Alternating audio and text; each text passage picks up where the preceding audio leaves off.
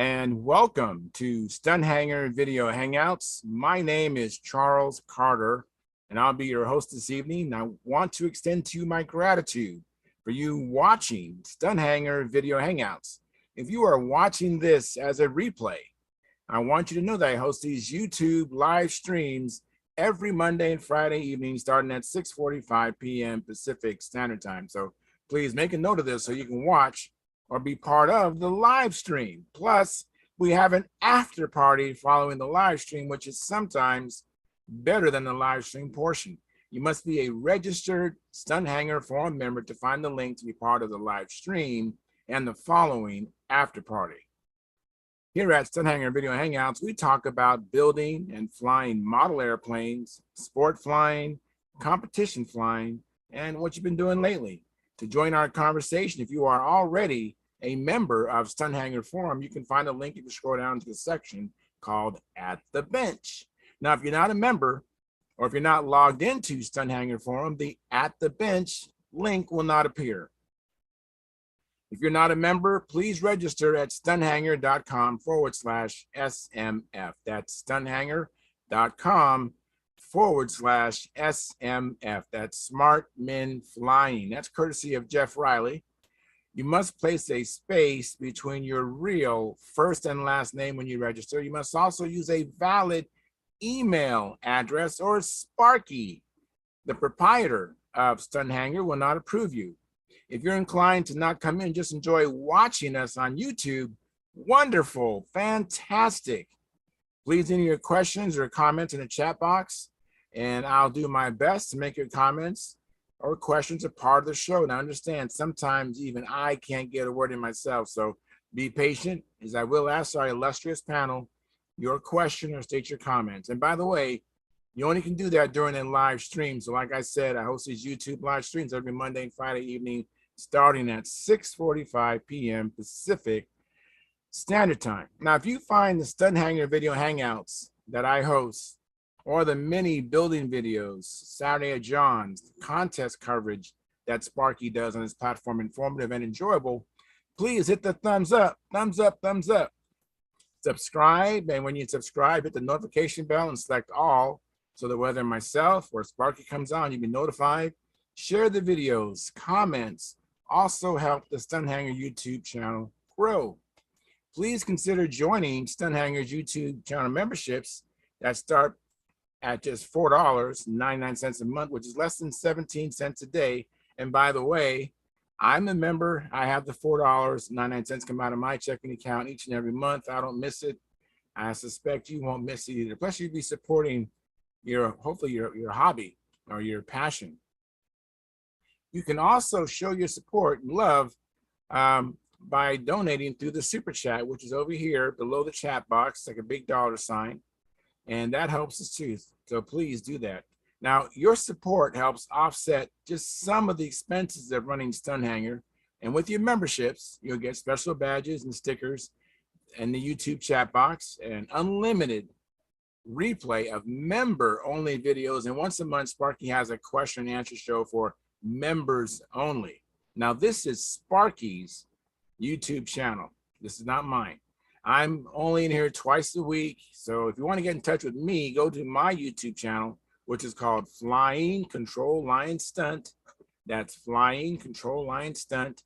And place your comment or question on the 2019 AMA National Championship video, which Sparky shot with his video camera of me flying his beautiful and light Junar XL. And I will receive a notification, and I'll be able to respond to you quickly. That's my channel, and this is not mine here. I don't check the comments in here. I check the comments on my channel. I want to thank you for your past, your present, and future support. You are making it happen. Please keep the conversations family room friendly. In other words, please don't use words or do things you wouldn't say or do around your own children or grandchildren. And without any further ado, I'm going to now post the link I've already set up at the Stunthangar Forum website. And that's being posted. I just clicked it right now. Right now. So that's done. So that's the way you can get in here, is through the Stunthangar YouTube channel. And let me go to what I call the I call it the control panel, and Sparky's YouTube. And I'm going there now. Just give me a moment and I'll get rid of some of this other stuff. Might save on some of the resources of my computer. Looks like Stuart's already in here. Stuart's coming in. And I'll be right with you, Stuart. I'm just wrapping up the setting the show up. But thank you so much for coming in. Let me see. Where's my mouse? There it is. I have to scroll across a couple of screens to get to where I want to go. And let's see here. Oh, I'm here. So let me go there. Great. All right. So let's see here. One more. And it looks like we're streaming. We have 12 concurrent viewers already. Thank you so much. And 7 likes. If you have not hit the like button, please smash that now. Now we have 8 likes. Thank you very much. So the other 4 of you, please smash that like button. And I see Gary Sinclair said signed in. Thank you, Gary. Appreciate that. Tom Rammel says like provided. Tom, thank you so much. I appreciate that. And a few more things here. And then I see Jack Snavely says got you liked and like you all. And he has some airplane stickers and some checkered flags. So thank you very much, Jack. I appreciate that. And let me get this here done. And all right, so now I'm gonna, and then I have Jeff Riley says like button clicked. Thank you very much, Jeff. Appreciate that. Looking forward to seeing you this weekend at the joust, the Palmer Joust this weekend. I'm going there and I'm looking forward to seeing you, Jeff. And then old control line pilot, AKA Bob Whitley, said, I had a very active weekend at the reunion, so going to bed early tonight. Like given, will probably join you Friday. Thank you very much, Bob. Appreciate that. Now we have 17 concurrent viewers and we have 8 likes. So again, if you have not hit the like button, please do that. It doesn't cost you a penny, but it does help the analytics of our show. Anyways, all right. So now, Stuart, what you up to? I see that's not the Cub I saw about a month ago. What do you got there? No, this is a this is a foam board plane. Got it. This came from one of the fellows that passed away in our club a couple of years ago. So trying to get it up and running. Oh, very cool. Is that a IC or electric? It's control line. It's going to be electric. This is a control line? RC. What am I saying? RC, okay. Yeah. RC and electric. Okay. Yeah. So very good. I went flying today. I only got in a couple of flights. I got to the flying field late. If I don't get there early, the wind starts blowing a hooey. At least not to Lynn Burrell standards, but it starts blowing. And I'm the kind of trim I want to do. I really don't want to do it in gusts. So where are you at? I live in Escondido, California, which is about 20 minutes north of San Diego proper. Okay. Yeah, I've been in Southern California since '61. Hey, Mike Millard's in the house. Doing all right. How's everybody doing? Doing good. Doing good. Is that your oxygen machine? I hear oxygen. I hear air. Yes. Okay. All righty.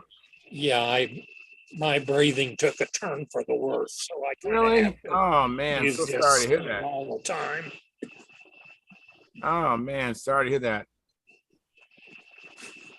And Keith Trostle's on his way in. I see his he's making the connection. I'm going to probably have to mute your mic though, Mike. All right. I'll mute it for you, Mike. Don't worry about it. I'm muted. There we go. Hey, Keith, how you doing? Doing good. Hi, Joe. I'm glad you came in. Thank you so much. So, have you done any flying or building lately? Well, went out Saturday and Sunday. Really? And, wow. Yeah, I had 2 pretty good days. The temperature was in the low 90s, I guess, and just a nice little breeze. And still haven't solved my problem in my engine. I think, well, I checked the tank, it doesn't leak. Checked the fuel lines, they don't leak. Checked the sway bar, checked the needle valve, fuel filter. There's nothing wrong there. And it's still running erratic. So I put a new plug in, ran a little bit better, but it still just stopped when it shouldn't have. So maybe my culprit is fuel. So we'll try some fresh fuel next time out and see where that goes. Oh, yeah, that sounds good. That's a good thing to try. Yeah. Most engines only been on that airplane for 15 years and had to put a new crankshaft in it a couple months ago. But when I ran it after the new shaft on the bench and then in the airplane, it's running strong. I don't think there's anything wrong with the engine. So we'll see. Yeah, I know. I hate trying to figure out those mysteries, but with your persistence, I know you'll get to the bottom of it. Well, I've gone through this before, sometime with plugs. Sometimes you just run into having plugs that just don't work in 3 or 4 times, and then you find one that works, I guess. That's happened to me before. Yeah, that's happened to me too. I was at a contest and I was having engine problems that wouldn't run. It was a Super Tiger 51, the G21 51, or the G51 case. And I remember I was talking to people there and they go, well, try a new glow plug. And I go, I did. They go, try another glow plug. And I did. And then I think it was John Wright. He goes, well, try this. It was a Thunderbolt glow plug. I tried that. Man, the motor just came alive, ran fantastic. So sometimes you do have to go through some even new glow plugs before you find a good running glow plug. Yeah. Hey, Gary, thanks for coming in. Appreciate it. Took me a while. The machine is awful slow, but we got it. Okay. Yeah, that happens. Yeah. That's happened to me too. And I'm the host. So that's no good.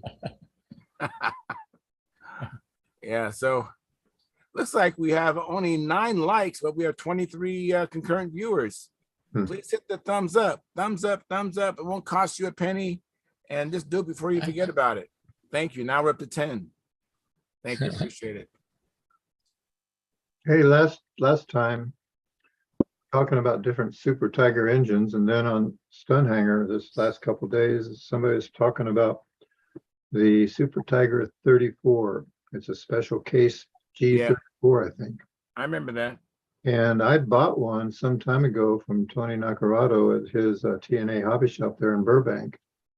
And he was saying that some people have been using that and having a lot of good luck with it. The one I have is an RC version, and I think it's ball bearing, so it's heavier than like the OS 1035. And I've been tempted before to try it, but I've got other engines to use first. I'm just wondering if anybody's really seriously tried to run one of these things. Yeah, I've never seen one in competition. Hey, Mike, you have a question, Mike, or you have a comment? Nothing too much, other than how much does anybody know about the Evolution 36 NT? Yeah, I've heard good things about that motor. And I particularly managed to pick up an RC version that was converted there, has its a homemade Venturi that was converted. I'm wondering if it has more head shims in it than if it has more what? head shims in the control line than the. Oh, I don't know. I've only seen the control line versions run, but I know that you want to run synthetic mix. You don't want any caster. Actually, I was thinking half. Yeah, well, I know that people have had problems when they use caster and the Evolutions, and then when they go all synthetic, they have no problems. Oh, That's what I've heard. different. I have one Evolution. I have an Evolution 61, and I have not used it yet. I hope to, but I just haven't gotten to it. You know. But Mike, I'm so sorry, but I'm gonna have to mute you. But you can, unmute yourself and then ask a question and then mute yourself again, okay? Okay.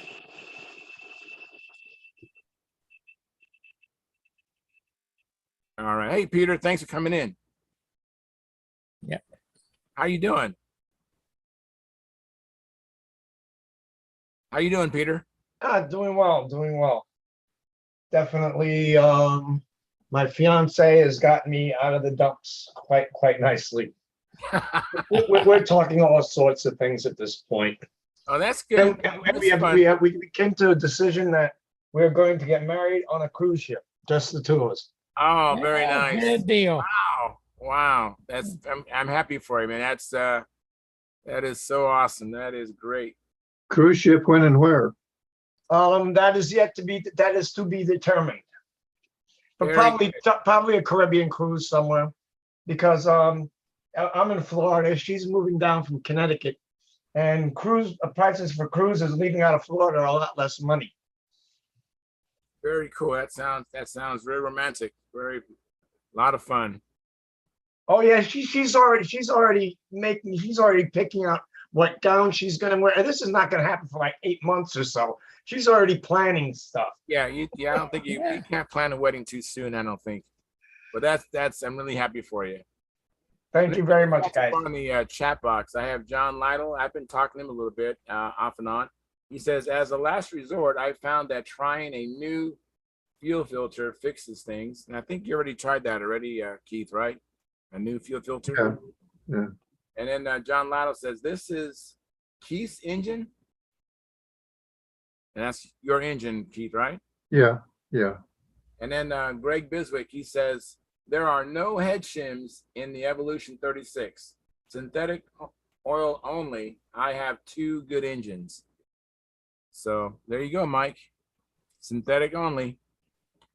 And we're all caught up on the chat box. And now we have 10 likes and we have 24 concurrent viewers. So please consider smashing the like button and really consider joining our YouTube memberships. And don't forget the super chat. If you don't want to do the monthly subscription, just do the super chat. Really appreciate that. Anyways, I went flying today. I think I said it on the before I hooked up with you guys, but I went out. I'm just preparing for the contest this weekend. There's a contest at Wood and Arrows. It's the combination of the joust and the Palmer event. Are you going to go to that, Keith? I know that you're quite a bit of ways. So you're in Colorado now, but I know Too far and don't have an airplane ready. Yeah, I know you used to go to Wood and Arrows quite often on the, when you lived in LA. But yeah, I'm going there, and I've already I've talked to several people that are going to be there, so I'm really looking forward to it. I don't know what the forecast is. I doesn't matter. I'm going to go anyways, so I'm hoping to have a good weekend. It's a fun event, and Warren Walker is going to be making paella, so it'd be worthwhile just going there just for the paella. I tell you, that paella is delicious.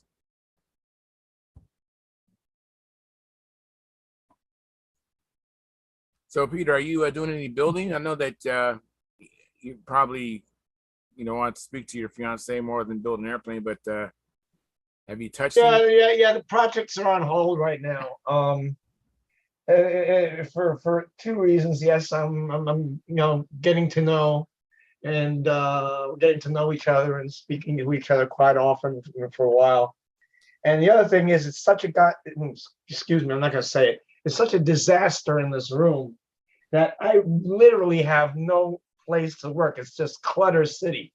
So what I've got to do is I've got to come in here and clean this place out, find places to put things so I can at least get to the workbench to be able to do anything, because there is just stuff all over the place here now.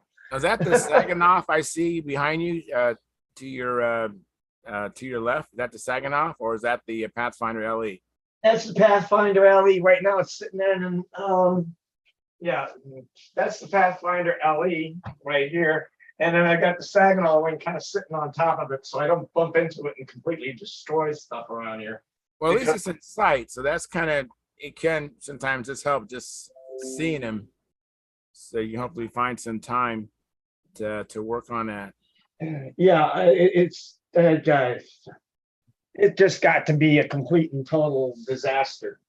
I Um, I yeah, understand, but you know what? If you watch Sparky, I mean, Sparky is building on, I don't know what it is. It's some, I think it's a stand for piano, not a full piano, but like a keyboard kind of thing. It's a stand. I mean, it must be less than 2 feet wide and like 5 feet wide, and he's just building on that. So he's my inspiration that you don't really need a whole lot of room. Because if you watch Sparky, it's a small thing he's building on, and then he has a small place. He'll tell you he's building an airplane in a closet, essentially. yeah. Well, I've got so much junk in here. It almost is that. I mean, quite literally do not have this. Well, give me a moment. Let me adjust the camera, and you'll see what I'm talking about. I understand. Trust me. Yeah. I recognize that mess. I have a similar problem. I understand. Trust me, I really do. Jeff Riley goes on to say, Craig, I'm putting on an Evo 36 in an Oriental. Any recommendations on a prop size or nitro content? And then John Lytle says, I saw John Wright fly Keith's original Moth. Is that right? That was Yes. okay. And if I'm not mistaken, any thoughts on that plane? Plans available, wing size, pictures, question marks, question marks, question marks. Well, I've got plans. That goes back to mid-60s. It's elliptical wing, elliptical tail. I thought that was the way to go, and I don't like elliptical wings and tails anymore. It got me flying contests, and I did okay with the local contests, and it got me my first trophies. The first trophy I had was an Air Force meet, flying one of those. I've got a picture of it around here somewhere. I'll see if I can find it. Oh, thank you. What happened when I moved from Florida, I sold it. And I don't even remember who I sold it to. And almost essentially gave it away. And never thought about it. And then when a couple of years later out there, when I moved to Southern California, second time, why this airplane showed up. And I looked at it, and somebody had taken all the covering and put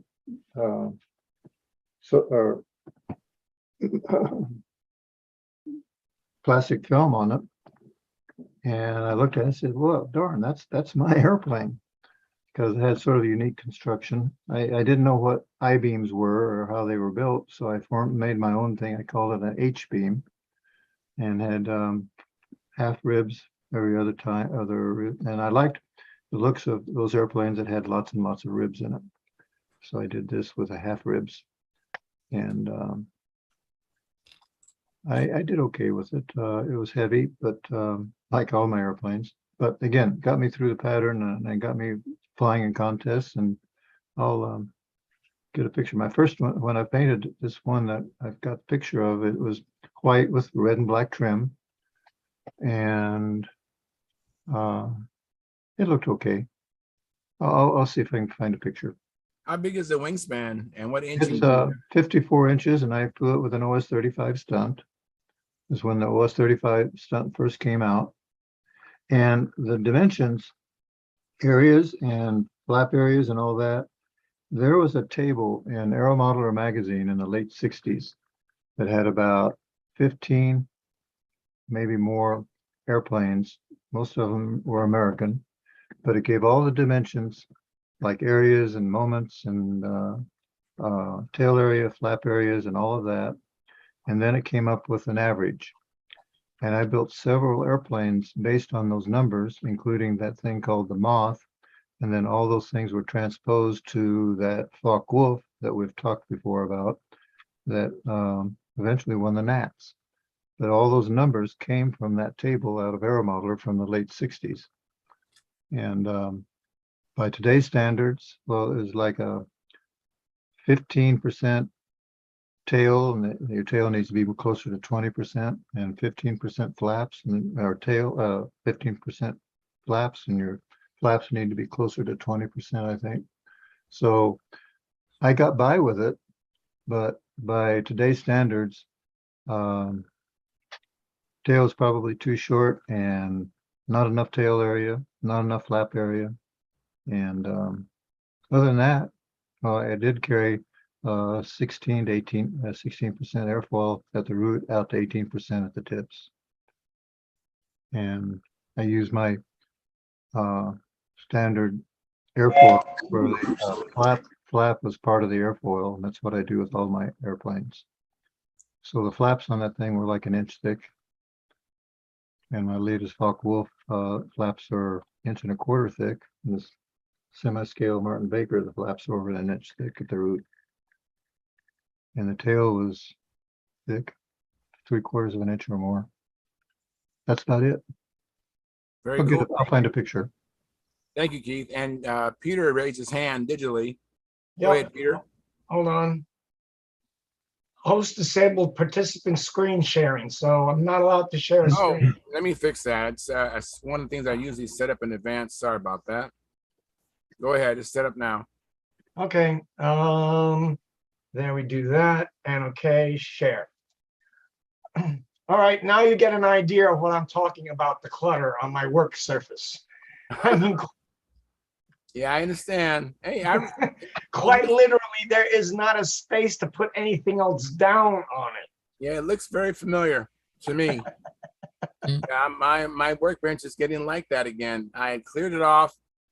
I actually had bought some tote boxes from a big box store and just took everything off my bench and just put it in those totes just to get it done quick and dirty.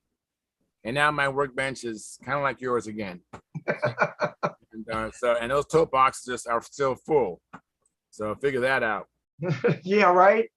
That's like, where did all this stuff come from? I don't Yeah, it's recall. just like stuff I don't know. It's just I guess I'm not good at throwing things away. I need to work on that. Let me say hi to the gentleman that just came in. Thank you very much, Dennis Adamison. Appreciate it. And Mike Lonke, I thank you for coming in. And I see you're busy working on a plane. No problem. Thanks for even just inviting us into your shop while you're working on your plane. So Dennis, what's happening with you? And I say it's Monday. I've been, I'm going to be CDing a contest this weekend. So I was making some phone calls and lining up some volunteers and stuff like that. So the Fellowship of Christian Modelers, Okay, yeah. the meet that they run in the fall is normally run by Alan Goff. Well, Alan is 1 week away from a knee replacement surgery, and he wasn't going to be able to CD the contest. So I volunteered to help out with that this year. And so there you have it. So Yeah, well, thank you for stepping up. That's great. well, I hope they say that next Monday too, but I'm sure they will. I'm sure they will. yeah, I don't know. We're looking forward to another. It's one of my favorite contests of the year. I've missed it the last couple, oddly enough, but it's just kind of a Brodak vibe in there. It's kind of a fellowship kind of thing. Certainly it's a competition, maybe more intense than Brodak even, but it's, you know, just mindful of big, you know, there are bigger things in our world, shall we say, and Yeah. everybody has a good time there normally. Yeah, I'd like to go to it. I remember I have an FCM sticker on one of my airplanes, and I need to check it out. Just in case no one knows what FCM means, it's the Fellowship of Christian Modelers. Correct. Yeah, they have a website, fcm.org, I think it is. Might be as simple as that. But yeah, and it's not just in the Muncie area, although Will Hinton and Alan Goff basically are the leaders of the organization, but I believe they have a new president now, and so just a place for like-minded folks to, you know, to share the fellowship and things. The certainly, you know, the strength of your faith and everything like that. When we get out there, it's more about let's enjoy ourselves, flying model airplanes. And that's really the focus of it. And everybody gets along and has a good time. So Very good. Let me welcome John Miller. Thank you, John Miller. Thanks for coming in. Appreciate it. yeah. Good to be here. Hey, John, you missed it. Peter was just showing off his new biplane. So, Yeah, right. It does look like one, doesn't it? Yeah, last. Yeah, I thought the same thing. I was thinking that looks like a biplane. yeah, I did a double take on it. I said, wait a minute, the bottom one isn't, or that top wing doesn't go with the rest of it. Okay. But, No, the top wing is just sitting on the other one, so it doesn't get hanger rash. That's the wing yeah. for the oh, what is that model now? I can't remember. The Saginaw, the Spirit of Saginaw, and of course the plane on the bottom is the Pathfinder LE. So I got one wing sitting on top of the other, and it kind of looks like a biplane when you look at it. Well, I was wondering if you're still working on the Pathfinder or if you'd set it aside for a while. Oh, they're both, like I said, give me 1 second here. Now that I've got it all set up, I don't have to take a whole lot of time to find it again. Here we go. Okay, do this. Okay. And where are we? There it is. Okay. So I double click here and I'll do a screen share so John can see this. Screen one, share. So that's what everybody saw, John. Yeah. Okay. It's not here yet. Oh, there it is. Oh, yeah. And Peter, with that biplane, you've created a Pathfinder version that even John didn't have. All right. you got that right. Yeah, this is true. The one I had 3 wings. Oh, you got a Pathfinder triplane? Oh yeah. Oh my, I didn't know that. So No, I don't. I'm full of it. that's it. So Hey, that looks pretty good though. Yeah, I wonder if Yes, it's, it is. I didn't Yeah, realize it's the Saginaw's wing was as long as the Pathfinder's was. Yes, yes, it is. It's just a tiny bit shorter because the wingtips are not out as far as on the Pathfinder. But yeah, the tip to tip, it's maybe like 2 inches shorter. Wow, that's a big profile. Yeah, I wasn't expecting. I wasn't really expecting that. I was not expecting to find that to be the case, because yeah. Okay, so basically, it's the wingtips from the second most outer. I've got 1 rib further out on each wingtip on the Pathfinder than it is on the Saginaw, because this is like, you're just a block wingtip, and the wingtips on the Saginaw come out just about 2 inches on either side, or 1.5 inches on either side. Well, I'll tell you, that surprised me. Because quite frankly, I haven't built the site. I've got the kit, I just haven't built it yet. I'm still trying to finish up my SC11. Oh yeah, okay. Everything what's in line. Yeah, so we were talking about how cluttered my workspace is and why I can't really start finishing anything off. I first got to clean that space off because I don't even have room to put anything down on it. Oh, I hear you. I hear you. But it looks in pretty good shape. It didn't get any hanger rash. No, it didn't get any new hanger rash. That's why I've got it in here instead of somewhere else in the house, because recently, since my wife Marcy died, I've not come into this room maybe 4 or 5 times, so I know it's not going to get damaged. Yeah. yeah. very, very good. Looks like we have someone making his way in here for the first time. I'll wait till he gets in, but he's making his way in here. Doug, I look forward to having you come in, Doug. And I haven't catch up on the chat box. It looks like John Lytle says, hang on a second. Hey, Doug, do you have a TV going on in the background or something? Yeah, I do. I'll come back later. Okay, thank you, Doug. Let's see here. Where was I? So John Lytle says this was in Tucson, 1995. Correct me if I'm wrong. This is regarding the I think the moth, Keith Trossel. Oh, okay. Yeah, I got a couple pictures here. I don't know how well they'll show up. Okay, let me make it big. Let's try. Oh wow, Um, wing does look nice. I like how elliptical wings look though. well, I don't know. Is that here? Okay, Yeah, we can see it. guess can't hold it too close. It gets out of focus. Okay, well it didn't look bad earlier. It didn't look bad when you had it. Well, close. how's Yeah, that? yeah, it's not out of focus. Okay. Let's What see. plane is that, Keith? Hmm? The What moth. plane is that? Moth. Is the thing I called the moth. This Oh, was okay. same numbers as what my Focke-Wulf had.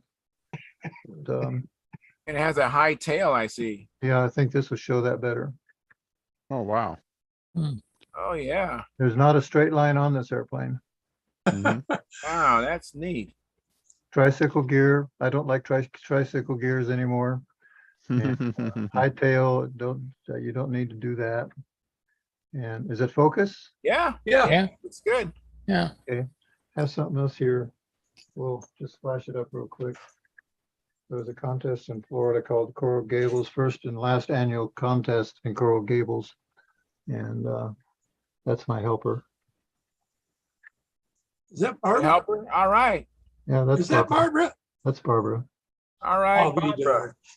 Well, you got to remember this was like 50 years ago. Jeez. Well, that's awesome. That's great. And while I was digging these things out, a couple other things came up. Got to show this. Well, yeah, that moth, the numbers translated to this thing. Same numbers. And that's what Wow, that's what won the nationals in 70. Who's that young guy holding it? Yeah, that's the same one that went with that girl we saw a while ago. Oh, yeah, okay. Very, very nice. And Very, very cool. then while I was going through all this is kind of interesting too. Ah, Yeah, geez. Dave. Yeah, I see Dennis had a missing. Yeah. And who's to the right? That young kid. What's it say? It says junior stunt was Mark Bauer. Mark Bauer. Wow, fantastic. That kid looks happy too. But Mhm. what a smile that kid has. And yeah, that was See that picture again? I wonder if I have Mark. See that picture of the kid again? What plane is that? Is that a Tempest? Mark Bauer. What It is the sort of plane? looks like it might be. It's got a swept tail. I can tell it's swept tail, but that's about it. You think it might be that, not the Tempest, the small version of the Mystere, Jim Van Loo that airplane? sounds like more like what it'd be because the Tempest, I don't think migrated very far from the West Coast. Okay. No, there seemed to be a bunch of them, and the Californians seemed to show up with a lot of them, and I never saw anybody else have one. Yeah. I don't remember it anyway, Yeah. but, Like, In fact, I looks think like the author was Phil Granison and something Garner. no, that's Bart Klipinski was the author. That was the coverage of that national. So I'm reading right next to the right of control line. What's it say to the right of control line? It says yeah, the Phil authors of the Granderson. article. By Phil something. Phil Granderson. Yes. See, and Bart, And Bart Klipinski. yeah, Bart Phil Klipinski. Granderson and Bart Kaplinski. Yeah. In Very fact, if I can find it, there's another page to that. Some more pictures. While you find that, let me catch up on the chat box, guys. Mark Lumen says, got you like just watching tonight. Early showtime in the AM. Been flying and building with Dave Tribble this week. Lots of good learning. Thumbs up, thumbs up, thumbs up. Thank you very much. And then Greg Biswick says, Mark, send me a personal message on Stunthangar. And then Greg Biswick says, Jeff Riley, the Evolution 36, 11.4 or 11.5 prop, 5% or 10% nitro, 20% synthetic. Use the biggest Venturi in the box. Should run about 9,200 to 9,500 RPM. And I guess that would also be good for you to know, Mike Millard. So if you want me to repeat any of that, I can tell you that again, Mike. And let me go on to Jeff Riley. He says, thanks, Greg. And then Mark Lumen says, we'll do, Craig, excuse me. Then Wesley Curry the second, he says, hi, is this live? Yeah, we're all the way Was it live. Craig that sent that? That was, Craig Biswick. Tell Craig I said thank you. You just did. Okay. So, and we have a new person here, Wesley Curry the second. He says, hi, is this live? And yeah, we are live. We're all the way live, man. You came into the live show. This is not the replay. This is the real deal. Yeah. And so if you want to come in, if you're a member of Stunthangar Forum, go to stunthangar.com/SMF and go to section called At the Bench. The At the Bench will not show up unless you are a member or logged into stunthangar.com/SMF. But you're welcome to come on in. And then Wesley Curry second says, I have some real news. Real as two-headed teeth in your mouth from Jesus. Okay. And then Dennis Adamison says, hello, chat world. Like delivered. We'll join you guys in a bit. Thank you, Dennis. Go ahead. Yeah, I wrote the doggone thing and I Product. forget to put send. So until just now. So Go anyhow. ahead, Keith. I'm all caught up. Thank you for your patience. Okay, some more pictures from that same coverage of that Nationals. There we see Yes. Raby was first, Gieske was second, Bill Rutherford was Bill Rutherford was third, and Lou McFarland was fourth with his Acromaster. And then Wow. here in the corner, we see a whole bunch of Tempests. Yes. Oh, very cool.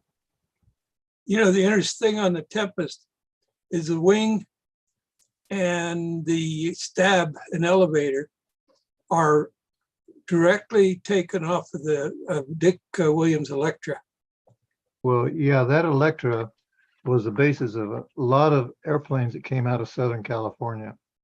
I believe that. Yeah. Jim Mayfield had an airplane like that. Collier's, Pat Collier and his boy that flew flew together in the same circle demonstration. They flew airplanes, I forget, Starduster, I think they call it, but it was a direct takeoff of Dick Williams Electra. Whole bunch of airplanes came off of that. Well, I can tell you this, the one I took to VSC, my third official flight, my third flight was my first official. And that thing flew like a dream. Nice. Was that your airplane or? That was my airplane. That was Dick Williams Electra, Yeah, red and white. it's a nice looking airplane and all that I saw, they're built right. They flew good. I flew, Yeah, I flew Electra briefly. I'm sorry. Go ahead, John. I was going to say the wing is a little dicey to build if you've never built one, but once you've built one, there's no problems. But it's getting that sheeting because it's got a double ellipse. It's elliptical running out the span wise, and so you have to put a slot in the leading edge sheeting and bring it and take a little pie shape out of it and bring it together to get it to lay down. Yeah, Dick Williams was a mentor to Bart. Kowalski. Yeah. Bart lived with him for a while. Yeah, Bart introduced me to him when I did the article on it, and I believe it's Flying Models. And nice guy, Dick. He's no longer with us, but what a nice guy he was. Oh, he was. Mm-hmm. Mm-hmm. Well, Peter raised his hand, but let me first thank Philip Bailey for coming in, and also Caffeine. Yeah. Thank you, Philip. Man, you look good in that shirt. You lost weight in that shirt or what? The shirt fits you good. This? Yeah. No, it's just a t-shirt I usually All right. run around the house in. Very cool. Yeah, I heard something today. AMA's Uh-oh. raising their prices for your membership, $10. Yeah. I'm glad I just signed up for 2 years. Good. That's what they said. You ought to, Good for 2 or you, 3 Bill. years sign up for it. Good for you, man. Yeah.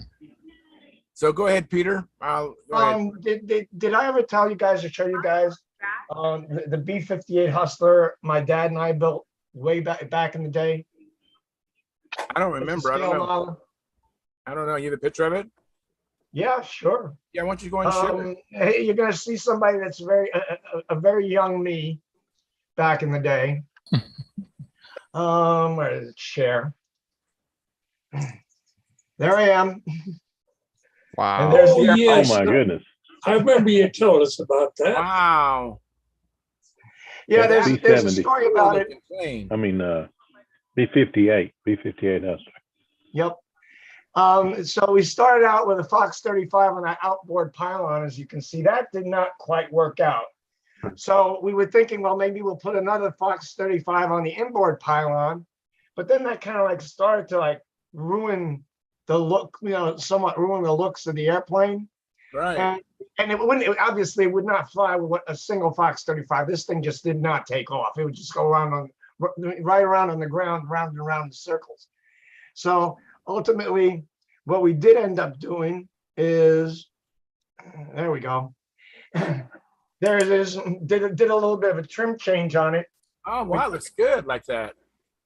We took off the Fox 35 on the outboard pylon. Idea helped me rebuild it so it looked like the other jet pylons on the airplane. And then we stuck a Fox 59 in the nose. So we turned around, that's a Fox 59 sitting in the nose. And that pulled the airplane. That actually got it to take off and fly. The problem was it was great while that engine was like pretty much cranked up to maximum RPMs. But as soon as that thing quit, that plane would drop basically like a jet airplane with all its engines shut off. I mean, it would drop like a friggin' rock. I bet it was a bit nose heavy, Yeah. unless you Oh, saw. man. But it wasn't supposed to do anything. It was just supposed to fly around in circles, which it actually did. And in the air, it looked pretty damn impressive, if I Yes, must it say would. so myself. I bet. When I was a kid, I remember just drawing that plane just in my classroom. That's the plane I would draw all the time. That was my favorite plane as a kid. Mhm. I bet you if Mike Lotke's looking at this right now and said, let's see, I got 4 Dynajets. Yeah, and these pictures were in Flying Models magazine, I think back from 1972 or somewhere around there. Wow, that is awesome. Boy, I wish we had some color prints that could just. Y'all remember? Yeah, Wasn't that- I believe I might still have the photographs, the actual photographs in color. I'll have to see if I can dig them up so I can like scan them in and you can see it in color, because it was there was red, white, and blue on the wingtips. The tail, the dark part of the tail was all bright red with a white inset.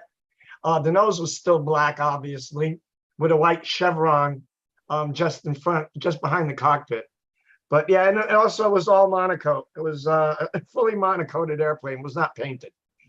Now, did you was this built from a kid, or you just drew it on a napkin and built No, it? you know what we did? My dad and I went out, we bought, I don't know if it was a monogram kit, it was a plastic model of the B-58. And my dad was like really good at doing that sort of drawing up plans. So he took a ruler and started measuring the scale, the scale plastic kit. And he just made it bigger and bigger until it ended up being the size that you see there. So that's what we used. He enlarged the dimensions of the plastic model and drew up enlarged plans so we can build off of that. Well, Keith, that's you cool. remember seeing the real one fly? No, I've never seen it fly. Keith, do you remember seeing it fly? No, but I've heard accounts, and it was a sight to behold and to see and to hear. Well, I remember hearing it go overhead one time. My first grade teacher, her brother was a pilot on that thing. It flew from, I think it was Washington, D.C. to L.A. to beat the speed record across the United States. It had to refuel 4 times, slow down to 100 miles an hour 4 times, and still flew it in 4 hours, something like 4 hours and something. But he was one of the pilots. And I still remember a few weeks after they did it, we all went out in the school ground and heard the thing go overhead. First sonic boom I'd ever heard. It went overhead, and then about 2 weeks later, this big tall guy came into our classroom, looked just like our teacher. Of course, it was her older brother. So we got to meet him. He talked to us about that airplane, and he said the thing was, if you look at the bottom of one of them, it looks like they've all got a big fuel tank on a pylon underneath them. And it looks like the fuel tank is built around another fuel tank. The other fuel tank was designed to be an atomic bomb. Yep. So anyway, that was quite an airplane. Wow, amazing. Peter, what was the wingspan of your model? Geez, I can't remember. It's been such a long time. Let's do this again. I guess 50 inches or less. Yeah, obviously from tip to tip, it wasn't that bad. I think it was probably about 20 inches, maybe 24 from tip to tip. But of course, it's a delta wing, so everything was like front to back. Right. So the entire airplane was about from nose to tail was about 5 foot long, and I guess the wing was about 36 inches from the trailing edge to the root of the front end of the airplane. So it was not a small. I can see I'm holding it there, so you can see it's not exactly a small airplane. No. Right. No. So and what happened is I had that for years. And we were moving and moving, did a bunch of moves. And at one point, I had that airplane in the back of a old Lincoln Mark V that we had, and somebody broke into the car and it was stolen. Oh, messed up. Now, the control surface, is that called a flap or elevator in the back of that wing? I don't know. All I know is they're huge. Those are elevators. I mean, that's the only control surface the plane had. So you give it up, those control surfaces in the back would go up. Give it down, they would go down. Wow, interesting. You didn't have to give that down very often. No, absolutely not. No, that like I said before, that thing had to have some serious airspeed before it actually flew. Yeah. Very It's like you gave it up and then you gave it less up. That's about it. Yeah. So. Yeah. Very interesting. So actually, when it actually landed like a real jet, because the tail would be like the airplane would be like the space shuttle coming in for a landing. Nose high, tail low, and it was like boom. Very cool model. That's very neat. That is very neat. Very neat. Absolutely. And there's a question for you, Caffeine. Greg Piswick, he says, Caffeine, did you work out the Vector 40 coming in on takeoff issue? Yeah, probably I didn't have enough the wingtip, but well, the mystery is I succeeded to flight. I had 2 flights with the same setting and everything, but I also flew the same way during the takeoff. But I don't know, the last 3 trials for my Vector, yeah, it was going inside immediately after the takeoff. I don't know, the line tension, I had no line tension at all, and then it's coming to the circle. It's weird because after the takeoff, I just flew my Banshee and I did the same procedure, the same way of taking off. It flew great, the Banshee, but for the Vector, it's just, I don't know. Well, Sounds I'd say, sliding lines back. Caffeine, I think you've got one of 2 problems in it, and maybe both. And that part of it is not enough tip weight. The other is you probably have a little bit of in-thrust on the engine. Yeah. And Denny, I bow to him. He's shaking his head no. What do you think, Denny? Well, I don't know. I read the description and everything like that, and I'm not so sure. You know how any airplane with a normal rotation engine has a very strong torque reaction when you Mhm. first release it, when it's first accelerating up the speed. Mhm. The NU-35 he has on that Vector, you guys heard the thing run, and he's running it pretty fast and everything like that. I think he's got a very strong engine, probably Mhm. stronger than the engine in the Banshee is. And I think what he's seeing is simply the fact that the more powerful airplane, he's getting a stronger torque reaction. And Mhm. your reaction when you take off, the first thing you do as soon as you release it, you need to take a step backwards. Okay. All right. Now, the other thing, this is something that a lot of people get into trouble with, and I don't know, I couldn't tell from your description. Mhm. Another problem, it seems counterintuitive, but imagine this is your control lines and this is Mhm. your airplane. Mhm. A lot of people take the airplane and they try to Mhm. take it and turn it way out. And then Mm. when you release it, what happens, the first Mhm. reaction of that airplane is it comes Mhm. swinging around. Mhm. Mhm. All right. Yeah. And even if you're, it's taking a step back, the airplane swings around, probably overshoots, and then it finally gets back, to normal, and Yeah. you can take off. All right. Mhm. But I think I would, and what John said about tip weight could make sense and stuff. Do you have any tip weight in it? Yeah, I did add one Oz. That should be a pretty good starting point. If in Mhm. doubt, if you want to put more in, it wouldn't hurt anything, Yeah. but I would think one would be good. I think what you're just seeing is the natural physics of a very strong, high winding engine, Mhm. giving you a strong reaction. And then if you're not, you need to launch that airplane nearly straight to the lines or just a little bit out, but don't exaggerate it, because the more you exaggerate it, it'll actually make your takeoff condition worse.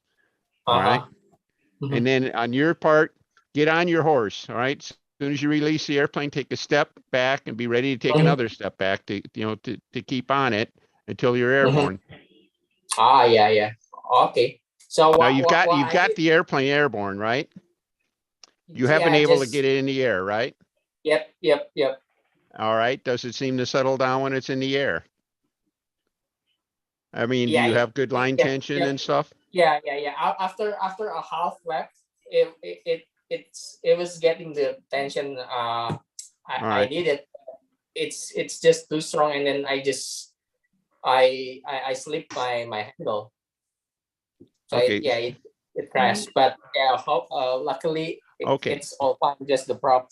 Okay. And then of course the simplest thing of all, and I'm sure you've already checked this, is make sure both of your wheels are spinning freely. Mm-hmm.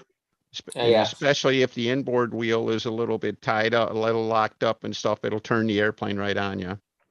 Mm-hmm. Mm-hmm. All right. Okay. All Now, right. if you can't get it fixed any other way, you can Mm-hmm. do the opposite thing, and you can if you're careful with it, you can actually make the outboard wheel a little draggier than the inboard wheel. So Okay. but if you overdo that, the airplane is going to nose over. So that's a tough thing to do and get right. That would be a last resort kind of thing. Mm-hmm. And I think Keith has got experience with scale models, great big motors in them and stuff. And I'm sure you've encountered that kind of thing. So, Well, yeah, in fact, I'll endorse everything that Dennis just said, and amplify on that just a little bit. In fact, I was just thinking about that this weekend when I was out flying.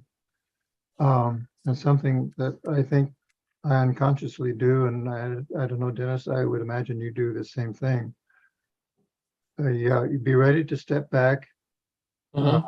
Don't jerk back, but just to make it a smooth operation. But in addition to that step back, Mm-hmm. you're not really dragging the airplane back. It's just you're keeping the lines nice and tight.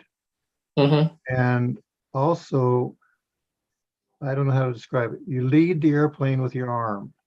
Ah, yeah. I'm not saying you want to push the airplane or trying to push that inboard wing out, but you need to, when you're stepping back, keeping the lines tight, Mm-hmm. lead the airplane wingtip forward. And you'll never have a problem. If the Oh, landing yeah. is right. Yep. But if you're just standing there and your arm is rigid, yeah, the airplane's going to want to come in. Mhm. And I Yeah, think it's after you've flown for a while, that just Mhm. becomes a natural thing that yeah. you're stepping back, but you're also moving your arm forward with Yeah. the wing when it's moving forward. Mhm. Mhm. Yeah, I think that was the first time I experienced the plane coming towards the circle, inside the circle. I've flown I've taken off the same way like before, but I don't know, just this time it didn't go as I thought it would be. Well, Like I think what Dennis is saying about the bigger engine and gyroscopic precision. yeah, is right. that could be. Yeah, the engine that you showed us the tape of the engine running before. To me, it sounded like a very, very strong engine, and and you were running it fairly. And if you use a low pitch prop, spinning it up fast like you were and stuff like that, the torque reaction is going to tend to be very, very strong with something like that, stronger than what you're used to. Yeah. And then John was mentioned something about the intrust on the motor, but you've already been down that road, right? You've already checked the airplane out, and you actually remounted the motor to correct that. Yep. So and we know that airplanes, even if the engine is pointing straight ahead, we know that the airplane can take off normally. All right. So it doesn't take a lot of engine offset or anything like that to guarantee that the airplane is going to take off properly. It's just, you just. So, but I think it's the other factors there, you don't know how close to success you really are. All right. So I think, and yeah, what Keith was saying about leading the airplane, I think is good. I like holding my hand up high a little bit, mostly so the lines don't drag in the grass and stuff, but it's also gives me a very good way to move my hand in a hurry if I have to. If the line tension goes away even faster than I can step, I can pull my arm back, all right, and tighten the lines back up. And when you do that, you're going to naturally lead, and move the hand, towards your left shoulder and stuff like that. And of course, everything will come into alignment once you get airborne. But I think what Keith was saying there with, be ready to lead with your hand frankly, it's a good strategy even for flying the airplane through maneuvers. But very cool. Hang on a second, you guys. Howard Rush has digitally raised his hand. So Howard is here. All right. Hey, Howard, good to see you, buddy.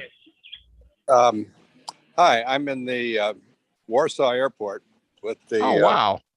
Mongolian stunt team. I'll show you. Let's see. Well, I can't. Sorry, I've lost connection. There's their airplanes. Very cool. Oh, cool. There's Hello. Welcome. Hello. Hey, thanks for coming in. Yeah, very neat. member of the team. Right? That is fantastic, Howard. Yeah. I don't know where the other guys went there. Wait. Uh-oh. Hey, what'd you All get? right. Cool. Is that a Very silver cool. medal? Wow. Congratulations. Very cool. Congratulations. Awesome. Very nice. What's your name? Very nice. What's your name? Nimam. Nimam. All right. Congratulations, Nimam. So what did you compete in? Stunt. I know, but was it like Very good. F2B. juniors or seniors or? All right, silver. The silver for the women's category. All right, cool. Very Very, cool. very well. Congratulations. Very well. Awesome. Congratulations. These are Very nice. that's the Zoom meeting. Go ahead. People all over US.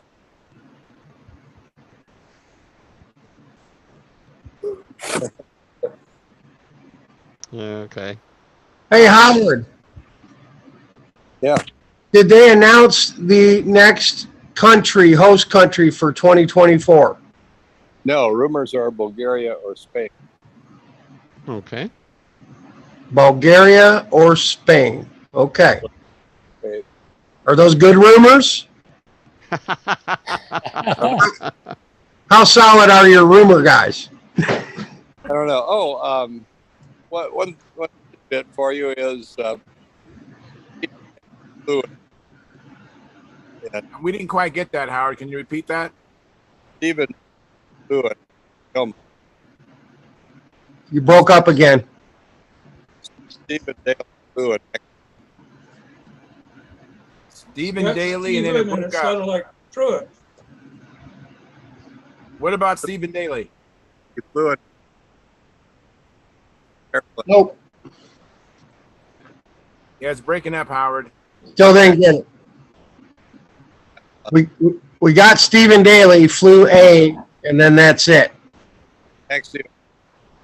Axioma. Axioma. He flew an Axioma. That's what he's saying. Oh, very cool. Okay. It's good. Yeah, fifth junior. That's pretty good for the Worlds, right? He was fifth place. Very good for him. Good airplane. Good. Good. What happened to his Thunder Gazer?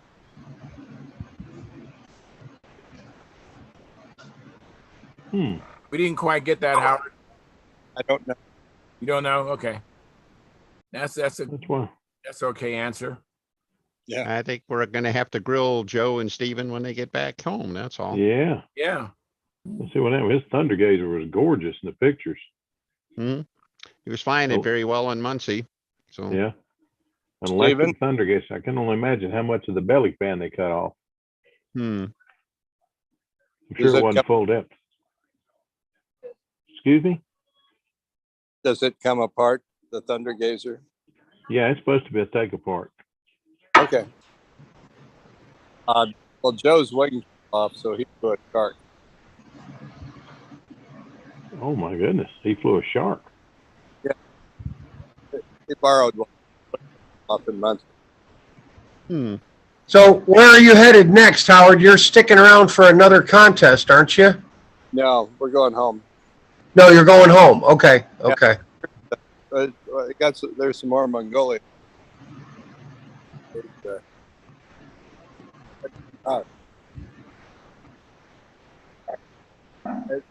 Everyone wears American. Hello.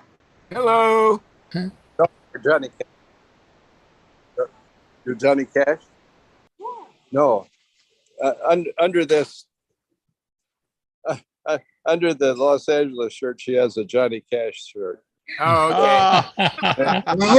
Well, tell her to come to Nashville if she wants to go to the Johnny Cash Museum. Okay. Now she got paid. That's Jengis' sister. Here's Jengis over here. We'll go talk to him.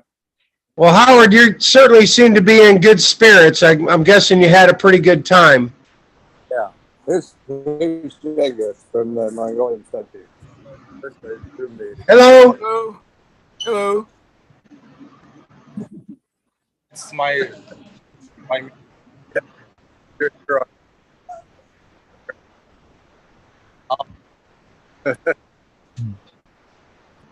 Welcome to Stunthangar. What? Welcome. Welcome to Stunthangar. Okay. Stunthangar Video Hangouts. We do this every Monday and Friday night. When you get home, check us out. You're holding the line. Oh, I'm holding the line. They don't have black one, but they have guns. Let's see. We'll go Oh, 4:59, so I have an hour. okay. They're opening upstairs. Well, we'll interview Jengis as soon as he comes out of the store. All right. He's- Now, he's Jengis did, what did, they place or would they win or what? Well, the lady to whom we talked, Nomin, I think her name is, she was second in among the women. There's an Italian lady who was first, I think. And Jengis placed about the same as I did, in the middle of the pack. Very cool. And yeah, they had a whole whole posse of Mongolians here, Mongol horde. Mm. Wow, amazing. What time is it there, Howard? You're what, 4 or 5 o'clock in the morning? 5 o'clock in the Wow. That airport looks nice. Yeah, that's okay. There, okay, here's Angus again, and this is his sister. And let's look at your hat there. Yeah, see. Oh, very cool. Very good. Very nice. Wow, Very Mongolian nice. team F2B. Very nice. So, Janice, Yeah. what plane did you fly? What kind of plane plane? What kind of plane did you fly? What type? What airplane did you fly? LA4 LA4, electric. electric LA4. LA4. I'm not familiar with that. That's a Russian fighter. Yeah. Oh, very cool. Well, congratulations for competing at the Worlds. Very nice. Very nice. Congratulations. Yes. Excellent. Okay. Well, Thank you. So thank you, Howard.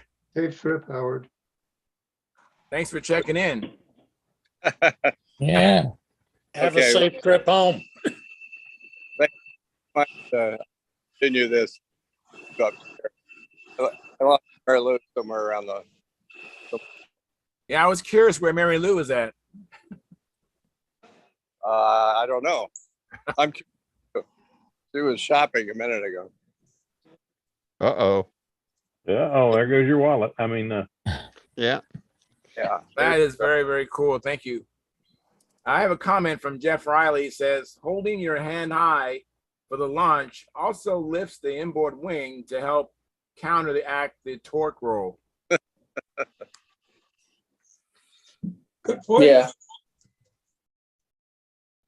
Hey, can I show you something? It's the satellite photos of my flying field. Sure. Okay. sure. Let me share first. The problem with my flying field is it's so I've got so short area for takeoff. I mean, I will show it to you. So can you see it? Hang on. Okay. So normally, I will stand here Mhm. Right. and then the plane is like this. Okay. So Okay. I've only got like, it's not even a quarter of circle, to fly, to take off.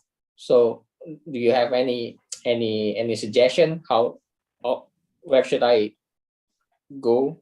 Start it back as far back in the arc as you can to give you as much roll on the asphalt as you can. And that's really all you can do with that. Mm-hmm. Uh-huh. Yeah, the only other thing you can do is stand as close to the asphalt as possible so you can get the biggest arc Okay. to the far edge and then back to the inner edge. On the other hand, it's tough to see exactly what you have to work with, but especially flying off pavement, you do not need necessarily a very long roll to take off. Okay. Uh-huh. I Okay, mean, if you cool. have even 20 feet to work with, I Mhm. would think that you'd be probably in pretty good shape. Okay. What do you think, guys? I mean, taking off pavement, you just don't Yeah. need that much, right? Well, No. Brodak, we don't have it 12 feet, so. Well, you don't, and if caffeine is the grass where you're flying, is it high and bumpy? Is that a problem for you? It normally has very long grass. Okay, so Yeah, that could be a problem. one thing that you can learn to do is fly high toward the end of your flight, like above 45 degrees, even maybe 60 degrees. Mhm. And when your engine quits, you can either make another short lap or you can dive the airplane down to pick your landing spot so that you can hit the asphalt. You can learn to do that because we have to do something similar where we fly as well. Same thing. There's a very rough area that we don't want to land in, and then we have a nice groomed area that we do want to land in. Yeah. So when you're done after your pattern, and you fly your 5.5, 6 minutes, fly real high, and when your engine quits, you'll figure out what the glide is on your airplane, or you can just dump it. You can dive it, bleed off that airspeed, and hit. You need to learn to spot land, I guess is what I'm saying. That's the best way to say it. Yeah, you need to learn to spot land either by just coasting the airplane around or flying high and then, diving it, get to level flight, and then you'll bleed off all that airspeed when you get to your sweet spot where you can land. When you fly your Banshee, do you try to spot land it on the concrete or you just land on the grass? You just land on the grass. Okay. Yeah, sometimes it's just, so, Yeah. you know what I'm saying? Yeah, because of grass. Yeah. Sometimes the wheel gets stuck. Yeah. Well, it could probably help you if you're landing in tall grass. Don't land it real fast. Let it slow down and hold it off and everything. So there's just not much energy, and the grass could actually help cushion your landing that way. Yeah. It'll have less tendency.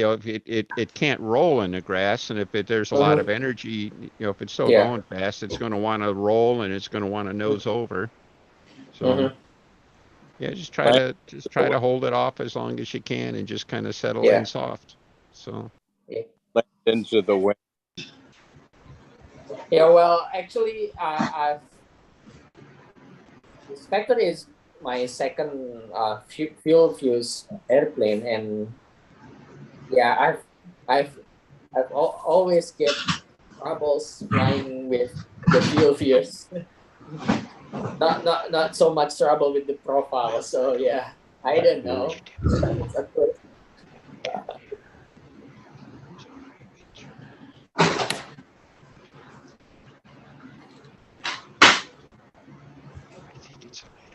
Okay. Hey, Phil, Yes, sir. you have you finished cutting out that Mark III wing? Cutting up. No, I've got it all but built. It's the leading edge is sheeted, the trailing edge is sheeted. I have yet to put the shear webs in the trailing edge, and I'm working on the wingtips. Oh, cool. I was trying to put a line slider in it. It was going to be a piece of basswood that was cut and just drill the holes and then pick one elongated and cut it out. I don't know what happened, but I got the thing, looked at it, and it looked so bad. I decided, well, I can make one of the other regular line slider and put that in. You might have to go through security again at Frankfurt. Yeah, no. So you might not be able to take something like that. But anyway, it's coming, Howard. I'm Howard. It's coming, and I hope to have something to show you next week, John. I have not had much chance to work on anything the last few days. I'm moving out of one building into another. My storage building got used for lunch by an entire tribe of whatever those wood-eating bugs are. I can't think of anything right now. I'm so tired. I can't think of termites. There we go. They set the back edge of my building on the ground. Wow. You don't ever do that. You set it on block, and they didn't do it. They set the back edge on the ground. I didn't realize it until 20 years later. And the back end is pretty well eat up. So I bought a new building. The first building cost me $2,000, $2,300, I think, time it was all set up. This new one cost me almost $14,000. So I'm telling you, I'm looking forward to seeing it, your new shop. When this really isn't a shop. It's storage. It's storage building. Shop's in the basement. Once I get everything out of the basement and back out into the storage shop, I'll show you my shop. It's just won't be quite so crowded, I hope. Right now it's so crowded you can't walk through it without bumping into something. It's hard to build a big wing down there right now because you just always you know, you move it 2 inches at a time and hope you don't bust something. But I don't know. It's fun. I mean, you know, I don't get to spend enough time down there lately, but I'm having fun anyway. Went flying the other day and had to just watch the other guys fly. I have misplaced a handle and a set of wires, and I don't know where the heck it is. But anyway. Oh no. Oh, no. Yeah. I don't know where Speaking the of heck which, did you get that note I sent you? Yes, I did. About the Thank you, rings? Dennis. Yes, Okay. I did. I have a question for you, Dennis. If you had just made up a brand new set of 60-foot lines out of 100-pound tests, would you pull them one at a time, or would you pull them two at a time and just pull? I pulled at 31 pounds a piece. I figured, well, that, you know, that's 62 pounds. That should be plenty. I don't know. What do you think? What would you do? Well, I've been trying to get to 50%, and you know, if you try to pull them right together, I mean, that means pulling a full 100 pounds on a pair of lines, and I just don't think I could pull it and hold it. So I've been taking all of the lines, when I stretch them, I tie them end for end. So I stretch it like it's one line. Oh, okay. And I pull 50 pounds. You know, 50 pounds on a 100-pound line, 40 pounds and then on hold 80. that for a minute. Okay. I hold it. You know, I don't time it. I just count to 100. Oh, okay. Well, I can count to 100 pretty quick. Yeah. Well, don't speed count. Just take your time counting. But you know, you don't have to do 1 Mississippi, 2 Mississippi, or something like that. You know? I cheat. I just hit my watch, and when it goes down, well, that's I'm done. it. A minute or so is you know, supposed got to be through plenty. The first one.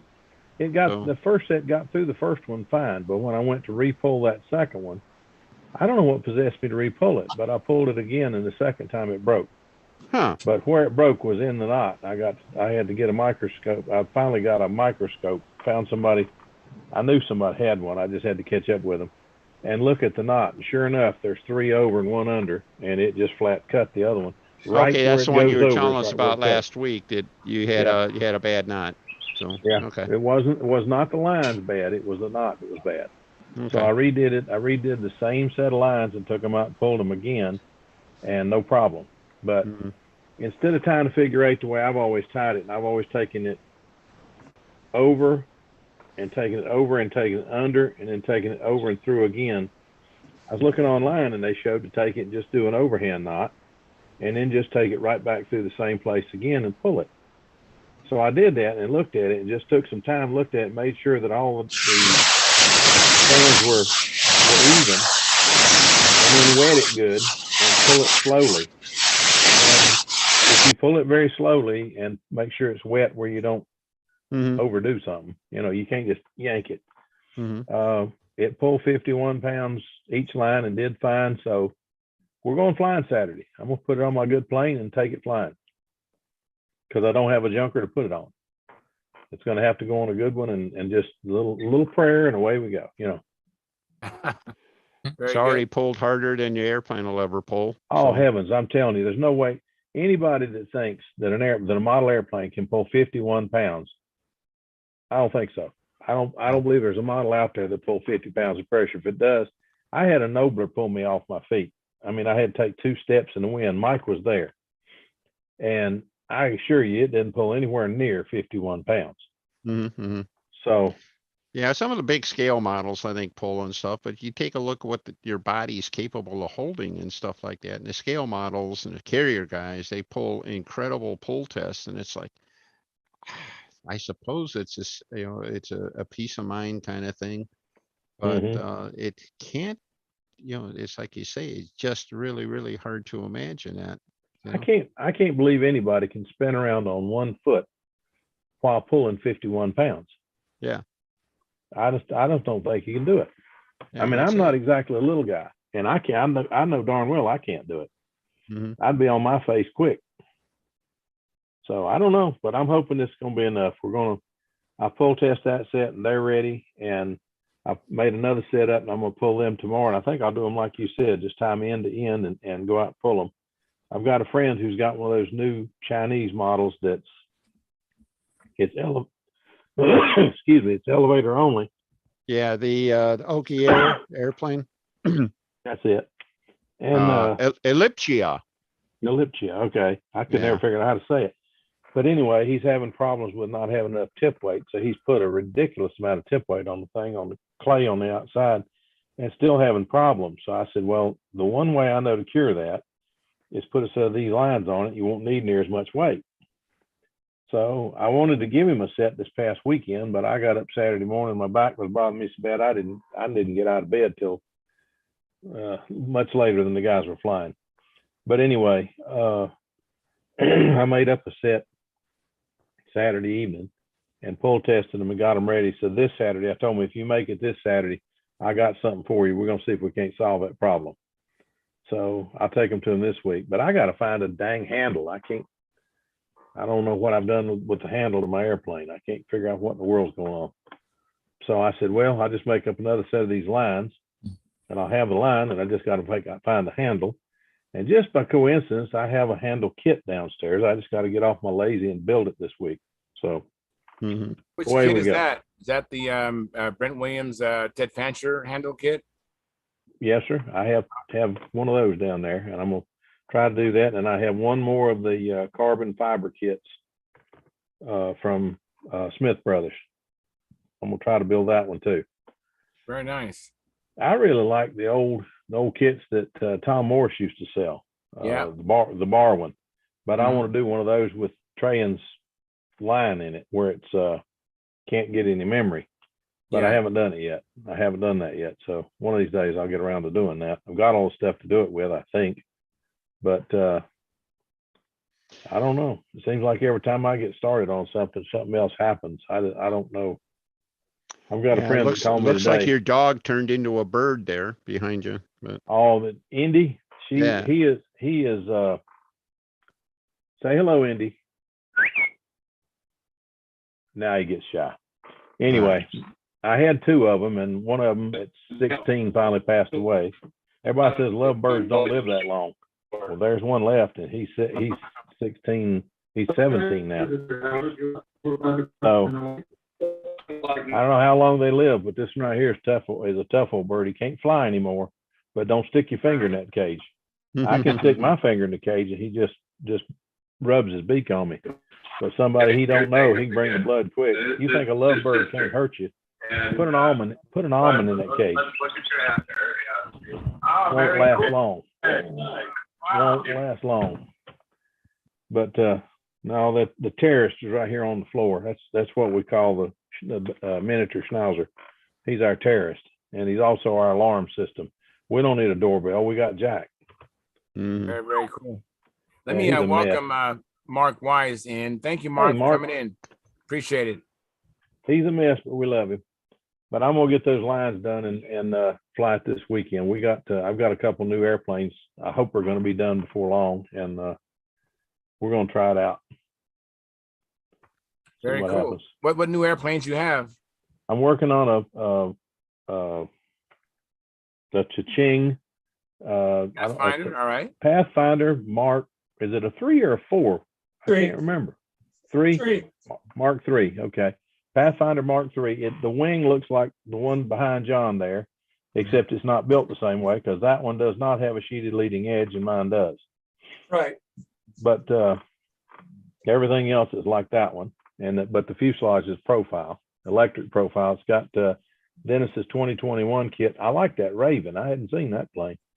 I like Dennis's motor kit though. The only thing I did different, I put another box under that box for my ESC to sit in, and that's it. The timer sits in the back of the battery box, but the ESC sits underneath it, and everything else is the way it goes. I mean, but it's just a good looking little airplane. I don't know what it is about it. I really didn't care for the looks of those airplanes until I flew one. And it'll make a believer out of you pretty quick. What airplane's that, Phil? A Pathfinder, just a stock Pathfinder. Oh, the Kachinger. Yeah.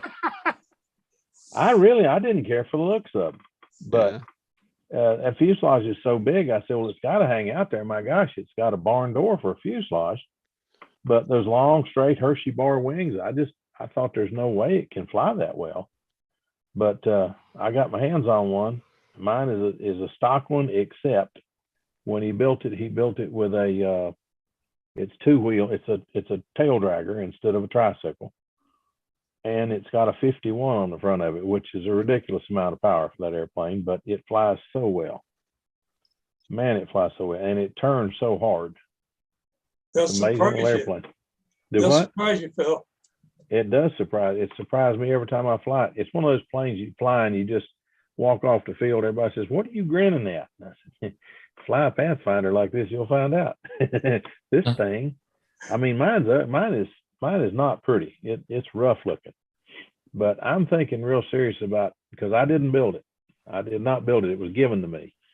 And a fella gave it to another fella, and the guy that he gave it to, all he wanted was the motor, spinner, and tank. Well, yeah, and prop. And he took that off and he says, "You want this?" I said, "Yes, sir. Let me have it." I took it and put it in the truck. I said, "Well, I know somebody back home. We got two guys trying to learn to fly." Well, I brought it home. Nobody wanted it. So I said, "Okay." So I took it home, put a motor on it, took it out and flew it. Now everybody wants it. Too bad. Too bad. It ain't going nowhere now. So that thing flies so darn well. But it was funny how that came about. And it's basically Gordon's Challenger combat wing with a little more span to it. And Gordon was experimenting. He was going with thicker and thicker rib section, or center section, not center, cord. What am I trying to say here, Dennis? Thicker ribs. Yeah, thicker ribs, top to bottom. Yeah. And he said that he didn't lose that much speed in going the thicker ones, and he got ridiculously thicker than most of the other guys. And he said the thing is, though, it just maneuvered better and better and better the thicker he went. And so when Pete Peterson wanted a plane to learn the pattern on, and that, he was asking Gordon about it, and Gordon says, "Here," he handed him. He had a fuselage blank for the what we call the Chicken series, the Noble Chicken, all of that. It was the Pathfinder fuselage, and he usually when he crashed an airplane, the wing and the stab was easily repairable. So he'd take the wing and the stab, he'd make one of these chicken fuselages, and like if it was a Noble, now it was a Noble Chicken. And he'd fly that until he destroyed it. And so anyway, so he gave Pete that fuselage blank to copy, and gave him a rib out of his Challenger combat ship. Told him how long to make it, and what size of flaps not to put on it. And he came back 2 weeks later, and here it was all put together. One of the guys, I won't name who he was, one of the guys, "Oh, that thing will never fly. It's just not right." And true enough, he never could get his to fly until 2 days before it got stolen. Well, he got it flying, oh man! And somebody broke into his house and stole it. But anyway, that's how the Pathfinder came about.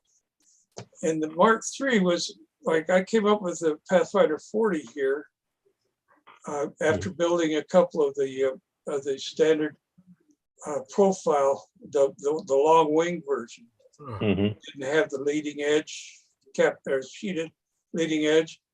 The problem with those wings is the spar wasn't strong enough, the main spar, and so you could lose a wing in a real hard maneuver if you weren't careful. Gordon went and said, "Let's put the leading edge sheeting on it. Standard spar, make it a C2 wing with." Anyway, so that's how the first one came about, and we haven't looked back since. They got popular out here on the West first, and then I think it was, of all people, Rich Peabody was either flying one or knew somebody was flying one back east, and he wrote something in the Club magazine or one of the magazines about how that Pathfinder surprised you. And all of a sudden they took off back east. I don't know how many of them Rodak has sold, but I'm sure there's been a bunch. There were several out here before Brodak even had them. I don't know where they come up with the plans to it, whether they got it Flag from Gordon models. directly. Flag Yeah. model. That must have been it. But I tell you what, there's several of them out here at contests. Florida, Georgia. I think I saw one in Virginia. I can't remember. But I finally asked somebody, where the heck did you get that thing? What is it? And they told me about Gordon, and I called Gordon and got a set of plans to it myself. And it's a heck of an airplane. But I got the plans and looked at the plane, and I said, I just can't believe that thing. It just don't, the picture of the plans to it don't translate to what it looks like when it's finished. Yeah. So I went to a contest in Georgia and flew profile down there and flew it. And a friend of mine, the guy that I'd met 3 years earlier, my first contest, had one. And I asked him if I could borrow a flight on that thing. He said, yeah, if I can fly Stinger one flight. I said, sure. I said, just remember, Stinger's got little bitty wheels. When you come in for landing, you got to really hold it up till it just really touches. You can't roll out like you do with this thing. Well, he landed the Stinger like he was on glass. So I couldn't get outdone. I had to try to fly the Pathfinder good. You couldn't fly that thing wrong. He only had an FP40, I think, on it. And it flew so well, it was ridiculous. I said, I got to have plans. So that's when I got the plans to it. But it's just a great flying airplane. You know, speaking of great flight airplanes, I figured out what I'm going to do for Vegas. Okay, I'm going to get that SV-11 finished up and practice on it. And then see that twin sitting back there? Can you see it? Yeah. Well, I picked up some orange monocoat and some black and white checkered monocoat. Uh-oh. And the thing is, see, I can fly that in profile and classic. Yeah. And so two airplanes gives me 3 events. Yeah. Oh, very cool. Yeah. What is the Raven, John? I've never seen that. Oh, the Raven is a 25 size non-flapped twin boomer. It was my attempt at, and it's still my attempt. I haven't got it all worked out as yet because I did a dumb thing. On the inboard boom, I ran the belt crank is under this boom right here. Uh-huh. And it runs back and it's got a carbon fiber shaft going across, but the problem is I should have put the belt crank here. I've got like 1 3/4 ounces of lead in the tip and it still could use a little more. Oh, wow. And I had, when I took it out to test fly the first time, my lines were too long. And so I had this situation where the plane would be flying along and I had this big loop of steel cables back here. I give it up, the plane would go up and this cable would keep going this way. You know? Then it hit here, boom, pull the plane over. So I said, oh, I don't have time to mess with this right now. So I put it up. Well, now I've got it done. That's got a brand new OS 25 FP in it. And the motor is a great motor for that size. I think it's about 400 and some plus square inches. Cute. Thank you. It's cute. A little high aspect ratio. Denny would like that. It's Danny would like that. Yeah, it has the Pathfinder airfoil. My oldest daughter, Kimberly. And a fixed stationary flap. Oh my goodness. And we did some testing on that, and I did some drawing work on it. And with the Pathfinder airfoil being straight going back, when you get that nose up into the incoming, air, that air hits, it goes right down, but it looks to the air like that stationary flap is down 7 degrees. Oh. So you get a little flap action. Gordon picked up on that. He said he's building his Challengers, building Flight Streets before he started Challenger. And he built a couple. He thought, why should I carry around a stationary flap? And I'll just end it at the end of the rib there.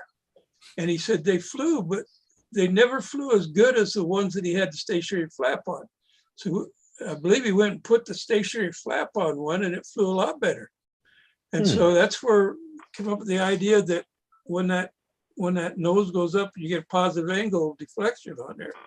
It's acting like it's got a little lift of boost from Yeah. the flap action. And when you see that thing, if you ever see that twin back there flaps, 2 fly straight wings end to end, and it's got the fixed flap on it. And that thing will amaze you at how it turns. Yeah, I don't doubt that. Very, very nice. I tell you what, I've seen some wild ones this year. Oh yeah. There've been some neat new airplanes. People experiment with some neat new stuff and control systems. I've learned more about control systems this year than I've ever known. The guys doing control systems that are 440 rods welded to their to a piece of piano wire, and then adjusting, screwing the thing in and out. That's a neat system. It's cheap and inexpensive if you can find somebody to weld it for you. That's what I'm hunting. I'm working on one you might find interesting. What's that? Well, it's a belt crank system, and the flaps are driven off the belt crank. In other words, the belt crank is sitting here in the wing. Here's the wing. Okay. Yeah. The belt crank has here's the arms. At a certain point on the arm, above and below, the belt cranks push rods come out and go down the span of the wing. And then there's an L crank there that transfers it. And now the flaps are driven off this more towards the center of the flap. Plus each flap is individually adjustable. Oh yeah. And then the elevator is driven off this normal horn leg on the belt crank going straight back. Yeah, that sounds like it could work. That sounds interesting. Yeah, I think it'll work real well. It's just a matter of it. When you want to adjust it, you can adjust both flaps. If you got a warp, you can. You don't have to do working with your flaps. You can adjust it. You can adjust the amount of throw. You can vary that by where you mount it into the horn. Mm-hmm. And the main adjustment you've got is evening it out for insides and outside turns on the elevator. Mm-hmm. Yeah, that sounds like it'd be neat. I'm trying something that I've had problems figuring out how these guys take all these beautiful designs and they make a flap, and instead of being a nice thick piece of solid balsa, they build these, they're built up and they got the geodetic ribs in them and all. But when I build them, they're twisty. So I said, okay, what do these guys know that I don't know? Well, the only thing I could figure out, I had a set of flaps made and they looked beautiful, but they didn't work. And I said, well, I'm not going to lose anything.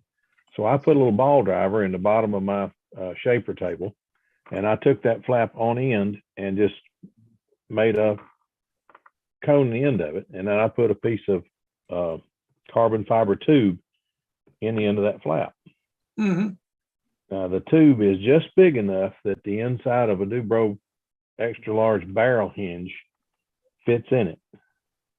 Then I just had to cut a place just like you take the little tool that you take on a flap, put on the edge of a flap to cut back into it where the barrel hinge has room to get in there. Right. Take the same tool and cut the end of the flap so that it still got room to get in there, but now it's getting room to get the body all the way up in it. Yeah. You don't have to go part way, and then you take a knife and clean out just a little bitty edge, and now it all goes all the way in there. Well, then the back of the hinge sticks through the back side of the carbon fiber push rod. Led me to believe, okay, there's not much of the push rod left. Is this really going to work? Because Al Raby told me about this years ago. He called it a torque tube flap. Mm-hmm. I've seen that. Well, I tried it, and by George, it works. At least on my test model in the basement. Now I'm bad about.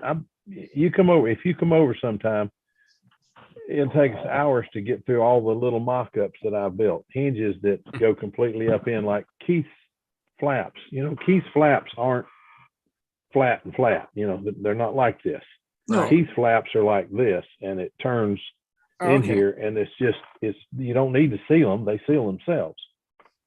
Very, Oh, very neat, but I couldn't figure out how do you do that. So I had to make myself up a mock-up to show myself how to do it. And the FW190 will have them because it does work, and it's not that hard to build. Right. It's very different, but it's not that hard to build. But one I have wanted to do for years. I made the mistake of going to the Worlds a few years ago and talking to one of the Russian guys. He had to take apart airplane. Well, I've wanted one ever since. I've built 2 mock-ups.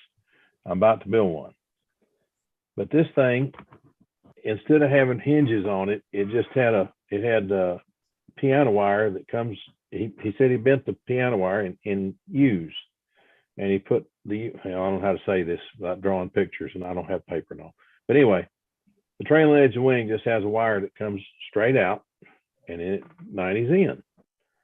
So you got 5 of those down the trailing edge of the wing, and he used those same type of carbon fiber push rods in on the leading edge of his flap. When you go to put slide the wing in the model, instead of having your flap horn coming out of the fuselage and the flap just laying over it, it's got a hole in it like what we're used to, right. except you put the horn on the hole, you put the flap on the hole, you bring the wing up, and you put those wire slots into the flap, and then the wing slides in and locks everything in place.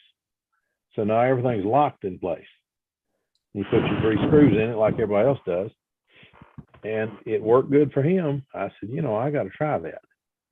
So I've been playing with that idea, and I finally got where I think it's going to work. The trailing edges, you have to cut a ridiculously large hole in the trailing edge, but you got a wooden block that slides up in it, and it closes it up. I can't see you're going to lose anything. So everybody's telling me, why do you want to do all that? What's I don't know, because I just want to do it. Because you can, yeah. Yeah, just because I want to try it. I want to do something different.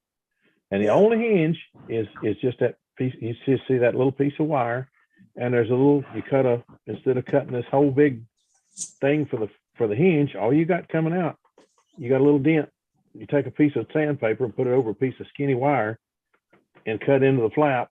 And then when that wire goes in there, all you got's a place where the wire goes up and down. That's it. You It got just to looks do really a neat. demonstration for us one day, Phil. You got to do one. I'll have to show you. I'll have to bring some of that You have stuff to up do because I've got a bunch of that stuff downstairs. Like I say, I waste more time building templates and No, that's make part of mock-ups. craftsmanship. I think that's part of craftsmanship. Let me just Well, holler to Mark real quick. Hey, Mark, how you doing? Mark Wise, how you doing? I muted you on accident. I mean, not an accident, but you was No, that's there was okay. some noise. I thought it was you. That was probably a muted good. you. How the heck are you? No, Mark? that was probably a good decision. I'm fine. I was watching on my flat screen the session tonight, and I left it where there was talking about what Stephen was flying. Stephen Right. Daly, Yeah, was flying at the Nats. At the Nats, I know Joe pretty well.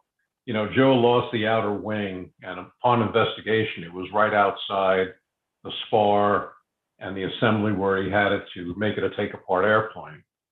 Well, the other plane that Stephen flew had the same assembly, and when they were practicing at the Nats, they saw a crack in it. So they parked both of the airplanes, and a good friend of mine and Joe's, a guy named Tom Smeltzer, had 2 airplanes. He had the Shark and he had the other one that whose Axioma? name I can't remember. Or the Yasenko or Yes. Yeah, and he gave both of them to Joe and his Nice. son so they could fly them wow. at the Worlds. So when you think they didn't have those planes very long, yeah. they went there basically with new airplanes. It was awfully nice of Tom to do that, and I think it was a good decision on Joe's part. So I just wanted to clarify that because there was questions about, why did he fly that airplane? Yeah. Well, I sure didn't know he had problems with his Thunder Gazer, but tell you one thing, it was a beautiful airplane. Yeah. Yeah. Hey, it Mike, was. you got to mute yourself, Mike. Mike Lonke, you're muted. Yeah. There you go.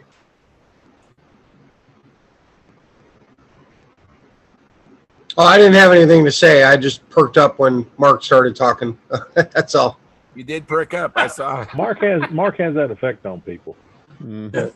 Yeah, I'm just sitting here working on stuff, and I'm watching Star Wars in between. So All right. Very cool. Very cool. My Mark kind of reminds me of E.F. Hutton. My broker is E.F. Hutton, and E.F. Hutton says, and everybody stops her doing it. Yeah. Mhm. Well, you need to talk to my wife. Oh no, I can't help you there, brother. No, I have one myself. She's real good. She's real good. I'll spin one other thing at you guys that I found very interesting. Yesterday, I drove a couple hours to a contest on the Eastern Shore of Maryland. It was a 2-day contest run by the Eastern Shore Aero Modelers, which started as an all RC club. And several years ago, they cut into circle and then a second circle. And now the club is just about as active in control line as it is in RC. But because of my relationship with Pampa, each time I go, I talk to guys. Scott Richland was there, who's the District 4 director for Pampa. And I realized that of these 16 people flying in open and advanced, Wow. I think 12 or 13 are Pampa members. And about 7 of those from when I started going to that contest. And it's not that I pushed it that much, but people want to hear what's going on. They want to talk to someone who may know something about it. And it's just been gratifying, to get with a group of people and they want to protect and preserve the hobby. Mm-hmm. So nice contest, great day, and good flying. They also had carrier, which I haven't seen in a lot of contests. But it was a good time, and I am judging for Joe on September 17th in the famous Flushing control line facility in New York. And it's got some good people coming in. Dave Fitzgerald is flying in from California to fly, and I believe Orestes is thinking about coming up too. And that'll be fun. I'm glad I fly advanced. I don't have to fly against those two. No, they're pretty good. Pretty good? Boy, that's an understatement. That's the rumor. Yeah, it's a rumor. Fitzgerald can get through a pattern rather well. Orestes ain't so bad himself. Man, those two are two of the best I've ever seen. Yeah, absolutely. Guys, did you guys read the post on the regular forum where they talk about you want to fly like Dave Fitzgerald? Get some Captain Peanut Butter Crunch cereal. Yeah, Captain Crunch. Yes. And it's just something I was going to try to tell you before I forget it, and I've forgotten it twice. We've been talking a lot about lines lately and line lengths, and I went down to the World Team Selection in '77 and saw a lot of the guys fly, and I could not believe when I watched Les McDonald fly that great big airplane, and it looked like he was on really short lines. Well, everybody told me, don't go talk to him now. Don't go talk to him now. But being the dummy I am, I walked up to him and said, Les, how long are your lines? They just don't look as long as everybody else's. 58 feet. Wow. Everybody else is flying on 60 to 63. He was on 58 feet. I said, why an airplane that big on lines that small? He said, I get more of a feel of the airplane in the turns. I've never forgot that. So people ask me, why do you fly on such short lines on some of your airplanes? I said, well, I just keep cutting them down until I'll take an old set of lines and I'll keep cutting them down until I get it to where I think it's really right. And then I'll make a new set of lines up that length. And a lot of times I fly on longer lines than a lot of other people because I run my motors a little harder. Reason is I build heavy. I build heavier than a lot of people. My Nobler, everybody's talking about my Nobler. Nobler's supposed to be 40 ounces. Mine's 44. So you know, but it's electric, it's heavy. So I fly it on a little bit longer lines. But the one I have now is 40, it's heavier than that. I can't remember. It got crashed hard and put back together, and it's heavier now. So I'm getting ready to go to a smaller. That's another question, Dennis. What size motor would you put in if you were going to put a badass? I hate that name, but anyway, if you're going to put a badass in a Nobler, what size motor would you buy? Probably a 2814. That's what I've got ordered. And the reason I say that is because to me, the Nobler needs to fly with a 10-inch prop, and you know, well, if you put big props one on of my it, they just don't fly well. So put a 10-inch prop on it. The 10-inch prop needs a 2814 motor. So well, that's what I was thinking. That was part of it. The other part of it was that thing is 0.9 ounces lighter than the next step up. So I said, okay, we're going to lose right at an ounce, and we're going to be throwing the right size prop, because if you put a 10-inch prop on a 2820, that motor's not happy with that motor, with that prop. oh, you know, motor will, you know, yeah, it will be very efficient and everything like that. Probably save a little battery even. Well, yeah, not a lot.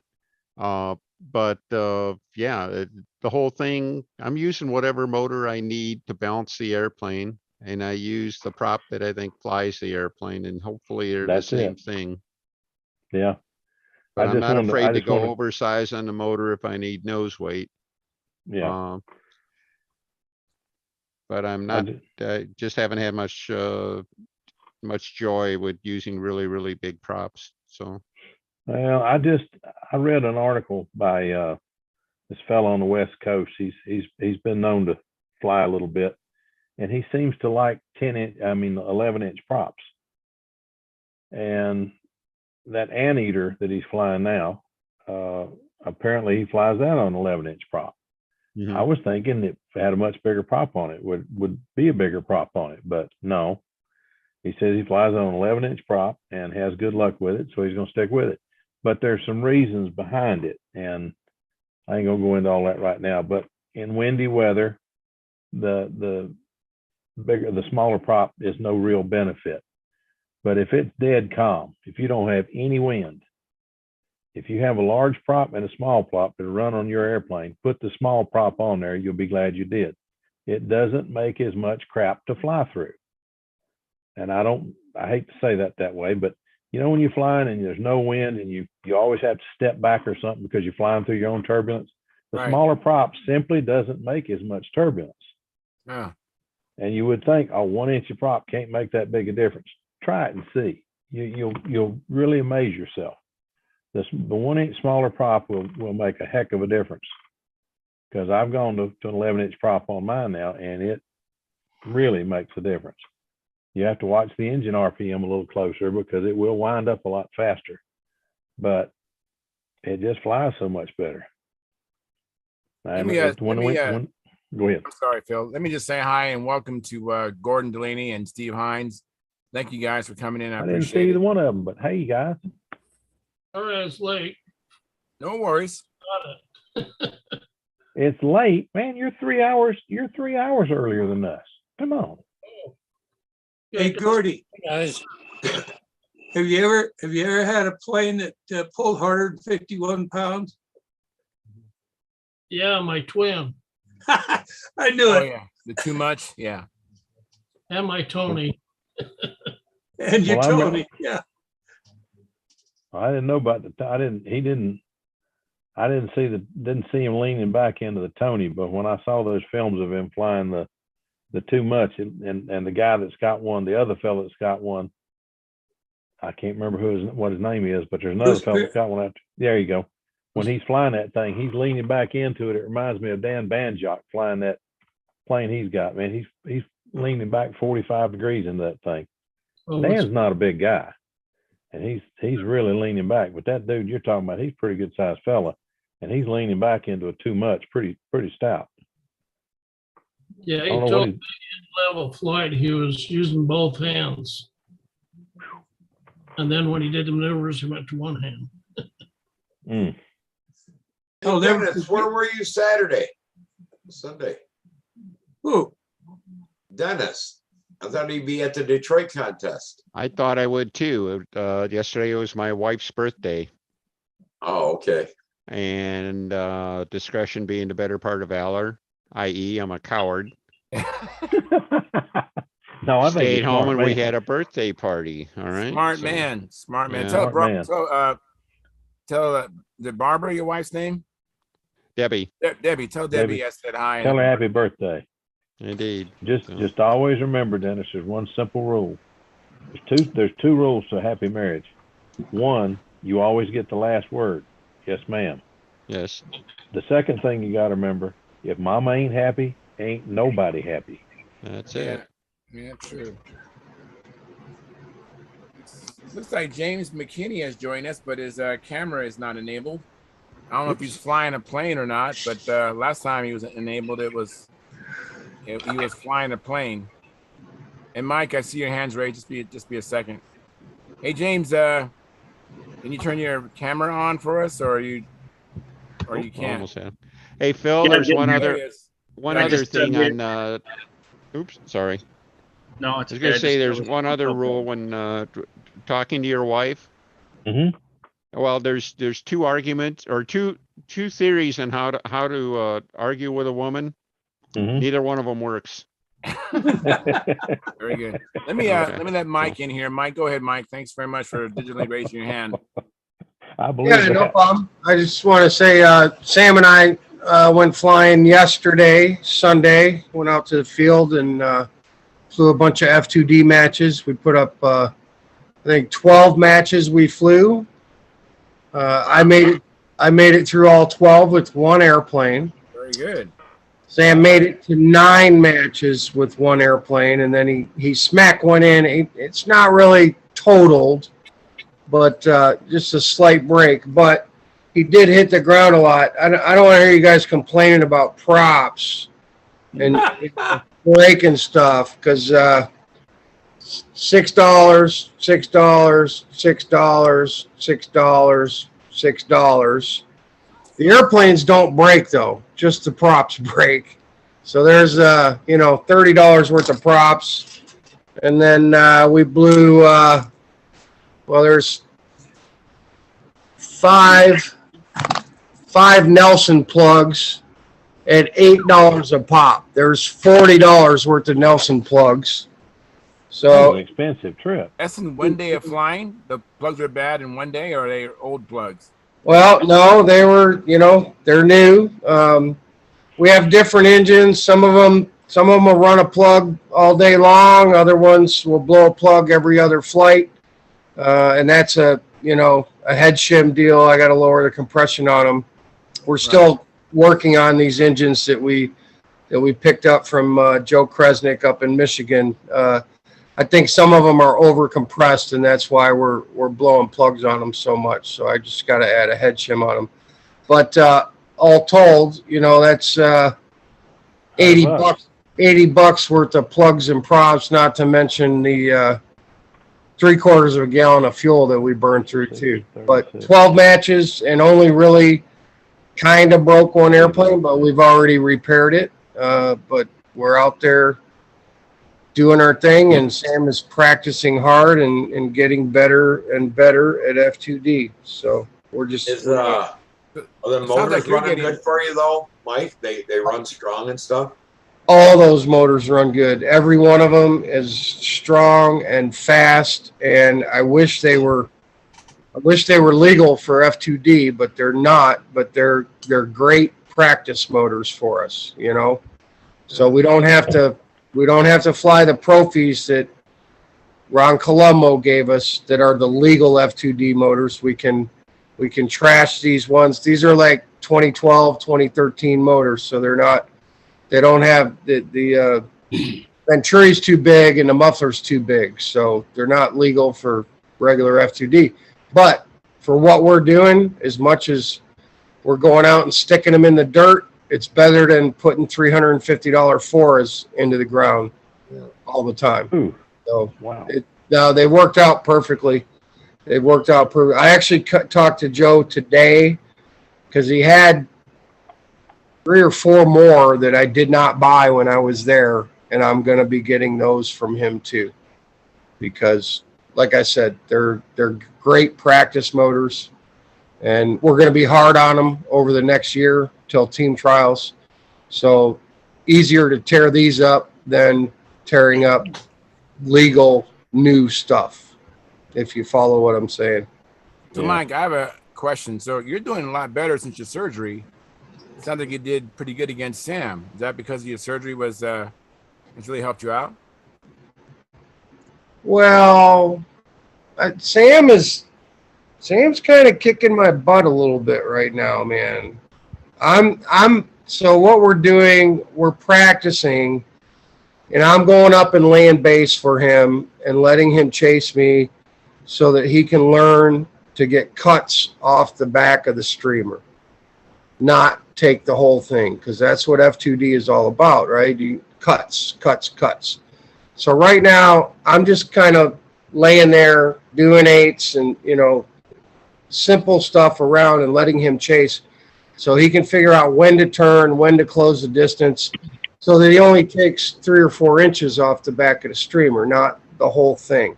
Because that's the name of the game in F2D. So I'm kind of the target drone. You call it. I'm laying the baseline so that he can come and learn where he has to turn and when he has to turn to get small cuts. So, because if you take the whole thing, you're done. You can't get any more points if you take the whole thing. Right. And you're just on defense the whole time. That's what we're focusing on right now. I'm on defense. He's on offense, taking cuts. And when we get a little further down the road, then I'll start to evade a little bit harder, or start to chase him so that he can learn to evade. Very good. Let me say hi to Lynn Burrell. Thanks for coming in, Lynn. Appreciate it. How's it going, Charles? I think Canada has arrived. James, did I interrupt you or cut you off? I know you're trying to say something, and I went to Mike Lonke. No, not at all. All right, cool. Mike, where do you live at? Where Me? do you live? Yeah. Nashville, Tennessee. Oh, okay. And it's just us. We're an island here. we're an island. I'm familiar. We're an island in New Orleans, pretty much. Yeah, in a sea of zero. I mean, we got one guy, Chad Hills, here, but he don't fly much. So yeah, we're just doing it. Dayton? Are there people here in Dayton?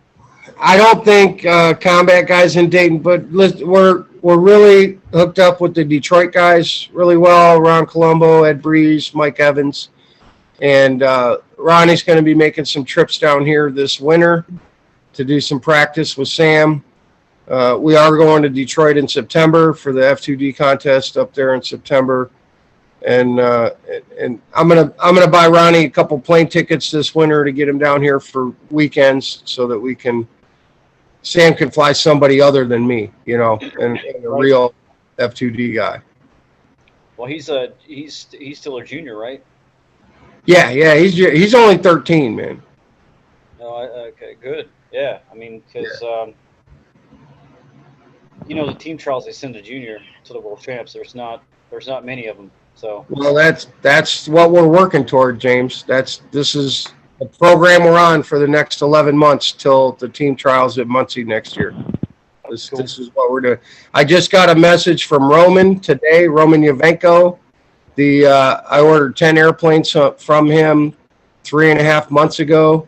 They shipped today. So I got 10 brand new Wackerman carbon fiber trailing edge airplanes from Roman, 20 sets of lines, 8 shutoffs, and 4 F2D handles. Cool, you're good for one contest. Yeah, good for one contest. Right. I know. Well, we got other new stuff here. I've got 20 other new airplanes. But, sometimes they last, sometimes they don't, man. I know. We got to get through the first hurdle first, which is team trials. That's what we're trying to get through first. We'll worry about everything else after that. But it was good to hear. Roman's in Kyiv, Ukraine, and early on they were going through a lot of stuff there. But the Russians pulled out, and Roman he's building airplanes and he's shipping airplanes. So, like I said, I sent him a bunch of money 3 or 4 months ago, and my airplanes they shipped today. So that's good news that Roman and his family are safe. The Evenco guys. He's reliable guy, does good work. Absolutely. I bought dozens and dozens of planes from him. Does anyone know, did they name the new spot for World Championships? Howard was on here earlier. He said the rumor was Bulgaria or Spain, but they did not announce. But Howard said that was the rumor. And before we go too far in the weeds, man, I want to congratulate our Kanakistan friend, Len Burrell, for almost sweeping the Detroit contest. First place in profile and first place in expert. Wow, fantastic. Hey. Whoa. Fantastic. Hey. All right. What So happened? That Canuck has learned to fly. I take it that Wow. you had a better second engine run than on that plane, huh, Len? Well, that was Nostalgia 30. That was Yeah, I won that. I won that too. Oh, you won N30. I didn't see the scoreboard for that. So you got 3 firsts. Yeah, 3 firsts out of 4. That's Wow. cool. Close the border. What Close the did you border. not do good in? he What's that? was flying good Nostalgia 30, but he ran out of fuel in the On overhead. the first flight. Yeah, Yeah. on the first What flight. did you not do well in? There wasn't. I got 3rd in the other event in Oh, that ain't bad. Time. in old time. I got 3rd. Oh, I'm. What are you flying old time? Nobler. Brodak Nobler. Okay, well, you take a point cut then. Yeah, I Yeah. take a 10. I take a 10-point cut. Yeah. Because What I was- flaps. What was funny in profile, Len's got his 51 on his profile, and I'm like, yeah, that Stalker 51's my favorite IC motor and stuff. He goes, yeah, it needs to be broken and stuff like that, you know. Yeah. Well, I He tell you goes what. up and flies. The thing's breaking at 8 and 2 and 4 and 10. And he lands, and I'm like, if you want a better engine run than that, you need to go to electric. Really? I mean, Lenny, I'm glad that perfect. I'm just glad you had a good outing after It was a lot of fun. the crap show at Brodax and the Nats, and I know you struggled with some stuff there. So it seems like you went out and had all your stuff running top notch, and man, That's you right, ran good. got it Everything done. ran well. Yeah, You everything got- ran well. And John flew very well too. He was right on me on every event. We were like only a couple of marks apart. Yeah. So it was a good time. Hey guys, I'm going to end the live stream for us, but we're going to continue on. I just want to let everybody know we do the show, and I end it usually around 9 o'clock my time. It's 9:03. So if you want to join us, come in through stunthanger.com/SMF and go to At the Bench. You have to be logged in. You have to be a member to find the link. So until then, today is Monday, so go out and fly and go in your shop and come back Friday and tell us all about it.